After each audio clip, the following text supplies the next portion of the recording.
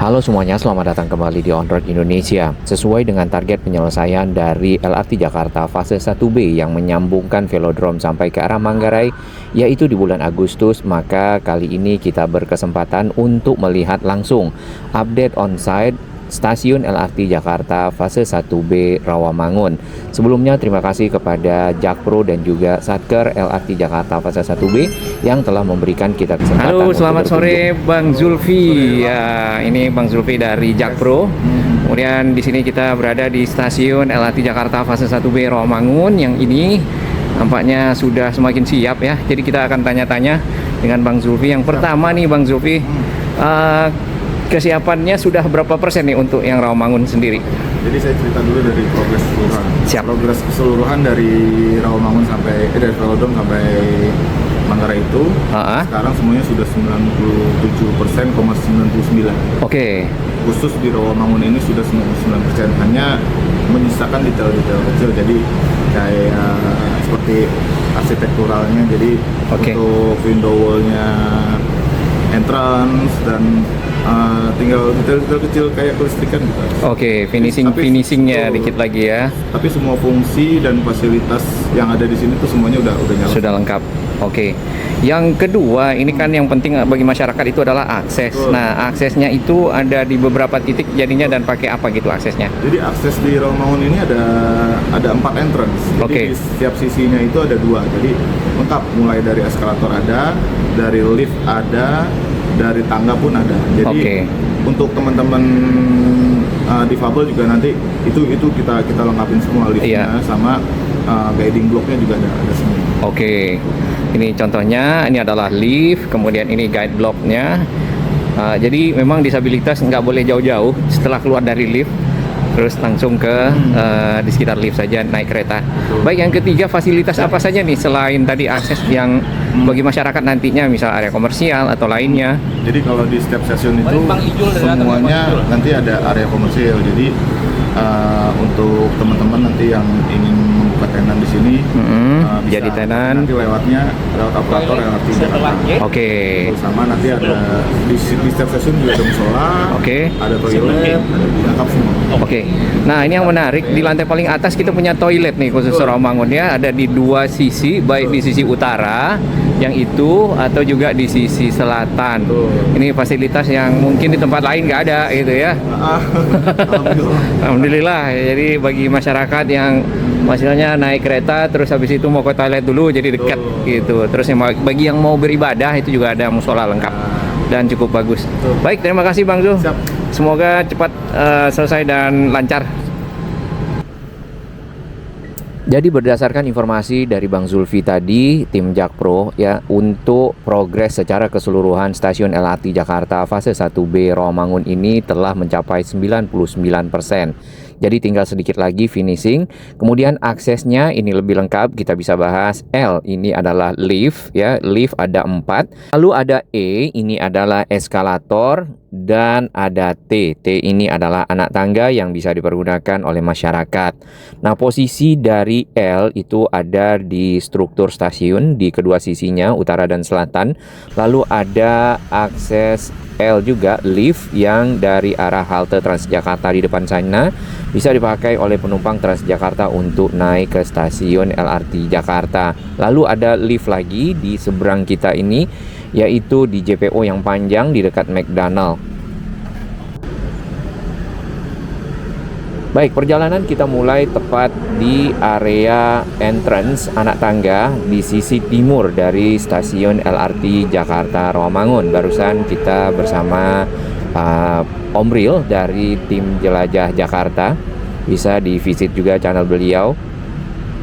Kemudian kita ditemani oleh Bang Zulfi dari Jakpro dan Mas Egi. Nah, anak tangga ini memang cukup tinggi ya bagi masyarakat lansia, ibu hamil, anak kecil, dan juga disabilitas dapat mempergunakan lift.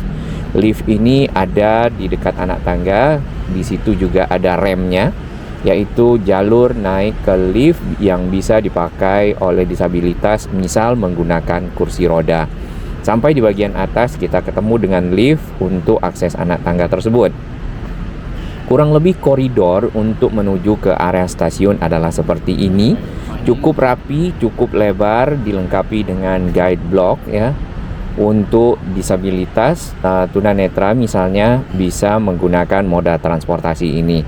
Jadi sudah ramah disabilitas. Kemudian di bagian samping ini ada kisi-kisi udara yang menggunakan ornamen-ornamen yang bernama louvre. Nah, ornamen ini juga dipakai untuk di kedua sisi dinding dari stasiun LRT Jakarta.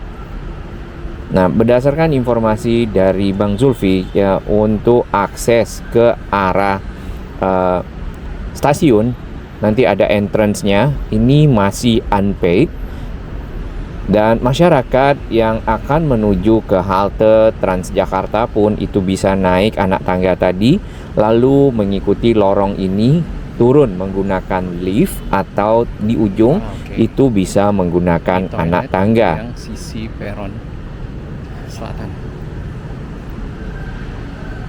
Begitu juga penumpang dari bis Transjakarta bisa menggunakan anak tangga tersebut ya, naik ke area koridor ini menuju ke entrance stasiun LRT Jakarta di bagian atas di mana kita berada, atau menggunakan lift.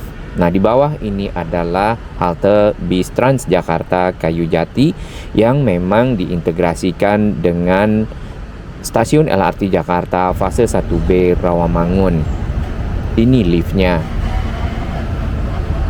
Ruang yang di depan lift cukup lega dan cukup memadai untuk para penumpang menunggu lift atau juga keluar dari lift, dan dilengkapi lagi dengan guiding blocks untuk disabilitas.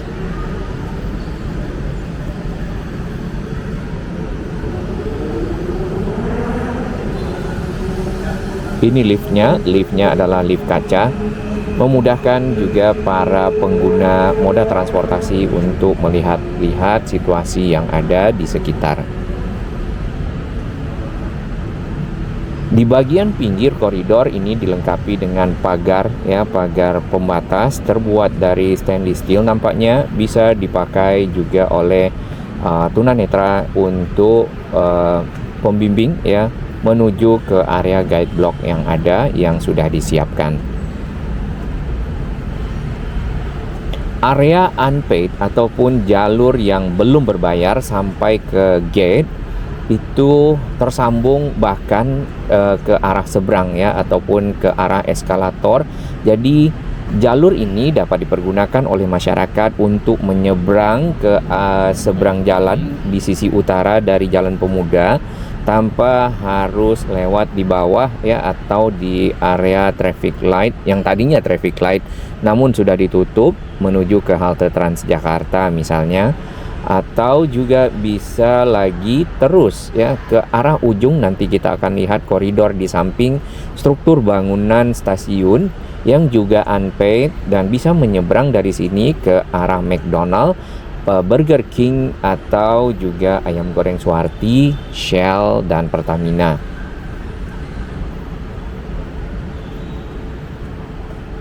Ini adalah struktur bangunan sambungan dari akses yang ada di sisi timur, yaitu eskalator dan juga anak tangga, serta integrasi dengan halte bis Transjakarta Kayu Jati. Hanya saja eskalator belum dibuka, jadi kita belum bisa mencobanya.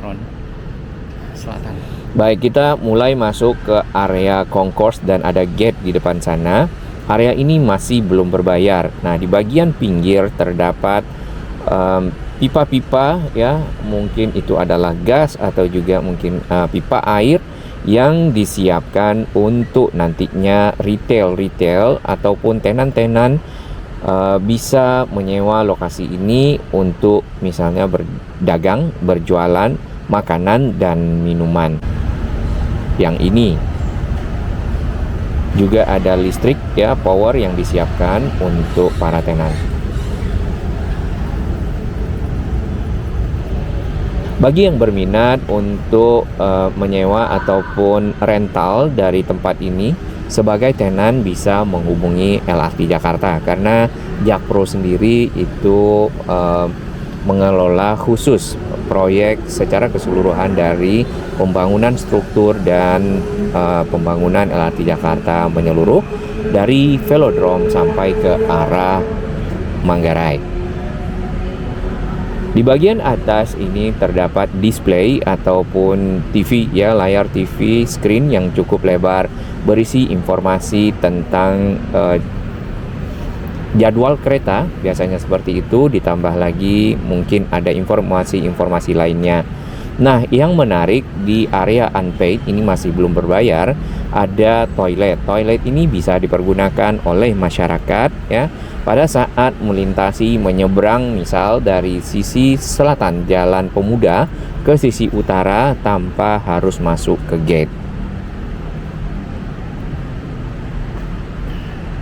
Toiletnya juga dilengkapi untuk guide block bagi disabilitas. Terdapat jam ya, jam yang cukup besar. Informasi jam tersebut sangat penting karena masyarakat tentu ingin mengetahui jam keberangkatan dan juga jam mungkin kereta yang akan datang dari arah Manggarai atau dari arah Kelapa Gading. Nah, namanya berubah jadi Kelapa Gading. Baik, ini yang menarik dari stasiun LRT Jakarta yang baru Rawamangun, dan mungkin juga stasiun-stasiun lainnya adalah koridor panjang di bagian dinding, dan itu areanya adalah area unpaid. Jadi tidak perlu berbayar untuk menyusuri koridor ini sampai ke bagian ujung. Nanti di sana itu sudah tersambung dengan akses anak tangga yang ada liftnya dan ada JPO-nya di samping McDonald, Burger King, Ayam Goreng Suharti, Shell, dan lainnya. Selatan. Nah, dinding dari stasiun ini ditutup dengan ornamen-ornamen. Kalau kita perhatikan dari luar, ini namanya louvre. Nah, model dari kisi-kisi yang dipasang adalah seperti ini. Jadi agak miring ya. Nah, udara yang datang dari luar itu langsung dibelokkan oleh kisi-kisi ini masuk ke ruangan area concourse yang saat ini kita berada. Dan itu membuat sirkulasi udara menjadi lebih baik. Untuk diperhatikan area gate, area concourse, area komersial di sini memang tidak menggunakan pendingin udara atau AC, tetapi ada kipas yang cukup besar yang juga kita lihat di banyak stasiun. Tipikalnya seperti itu. Kita akan coba lorong ini menuju ke arah ujung sana ya. Warna dari ornamen ataupun kisi-kisi udara di sini, kalau kita lihat dari bawah itu abu-abu ya, ternyata memang sama, dilengkapi dengan kaca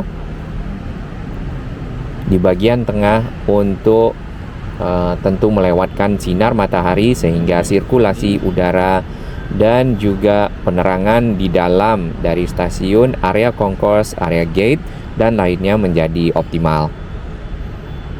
Nah, koridor ini dibatasi dengan di sini ada dinding kaca.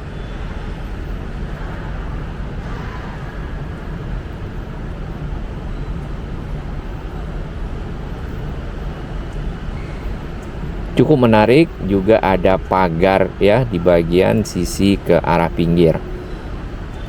Jadi faktor keamanan para penumpang di sini benar-benar terjaga. Yang tadi kita juga lihat di koridor pada saat sambungan integrasi anak tangga dengan area entrance serta area yang ada di koridor ke arah integrasi halte bis Transjakarta. Kita masuk ke sisi ujung barat dari stasiun. Di sini ada ruangan yang cukup lebar.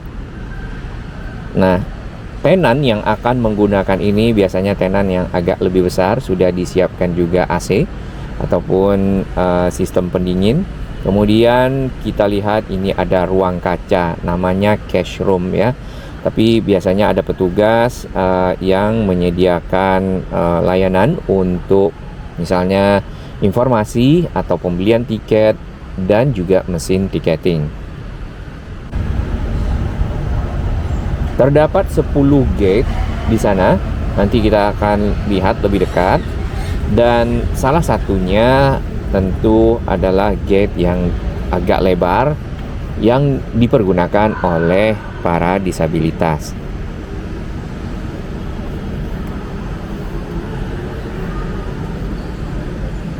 Sesuai dengan informasi Bang Zulfi tadi dari tim Japro, memang untuk kesiapan dari stasiun ini kita lihat sudah hampir selesai ya, karena secara keseluruhan sudah tersedia. Di tahun lalu pada saat kita berkunjung itu masih mungkin 50 atau juga 60%, baru struktur bangunan dan juga beberapa fasilitas untuk naik antar lantai. Di sisi barat juga terdapat master clock ya, ataupun jam. Nah, untuk koridor yang ada di dinding sisi utara tadi ya, yang kita sempat lalui, kita juga melihatnya di sisi selatan. Jadi ada dua sisi dari struktur bangunan stasiun memiliki koridor yang panjang, lorong yang bisa digunakan oleh masyarakat dan tidak perlu berbayar pada saat ingin menyeberang jalan atau ke area entrance yang sudah ada. Terdapat speaker ya di bagian ujung ini untuk memberikan informasi yang jelas bagi para penumpang. Ada di 3 lokasi kalau kita lihat speakernya. Ini Om Bril dari Jelajah Jakarta. 2, 3, 4, 5, 6, 7, 8, 9, 10 gate.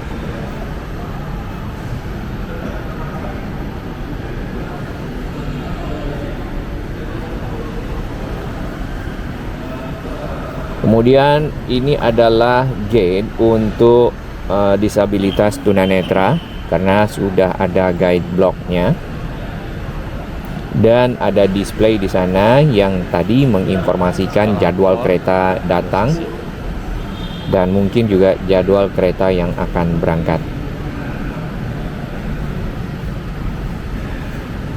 Untuk lantai di sini juga sudah cukup bersih. Kalau kita lihat tinggal mungkin dipel, biasanya seperti itu, setiap hari itu hanya rutinitas. Nah, ruangan yang besar ini biasanya tenannya itu adalah Indomaret atau Alfamaret atau Lawson dan lainnya. Baik, kita akan masuk ke area gate. Kita bersama Bang Zulfi.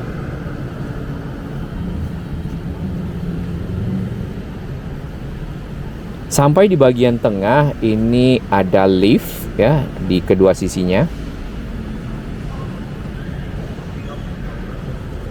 Oke. Lift ini dipergunakan untuk naik ke lantai peron. Ada gate disabilitas? Ada ya? Solar. Wah, cakep. Iya. Ini adalah fasilitas musola. Terima kasih Bang Zul. Dan ini adalah anak tangga menuju ke peron. Nah, karena kita berada di sisi selatan, maka peron yang akan kita naik ya, itu adalah peron yang ke arah Kelapa Gading. Penggantian nama Kelapa Gading yang tadinya Pegangsaan 2 dikarenakan ya menurut informasi Pak Gubernur adalah karena dekat dengan nama proklamasi ya, Pegangsaan 2, proklamasi. Mungkin stasiun Matraman akan berganti dengan nama proklamasi, jadi Pegangsaan 2 diganti dengan Kelapa Gading. Nah, baik, kita sudah sampai kembali di atas. Ini adalah PSD, platform screening door yang memiliki tinggi 1,5 meter.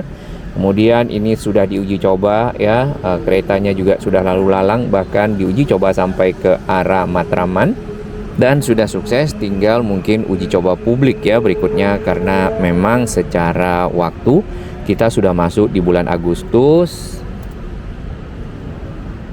dan target penyelesaiannya adalah di bulan Agustus. Apakah sudah sampai ke Manggarai, atau mungkin yang sudah 100% dan dapat beroperasi terlebih dahulu. Kita nantikan informasi lebih lengkapnya dari Pak Gubernur. Baik, sementara kita sampai di sini, kita sambung di video berikutnya.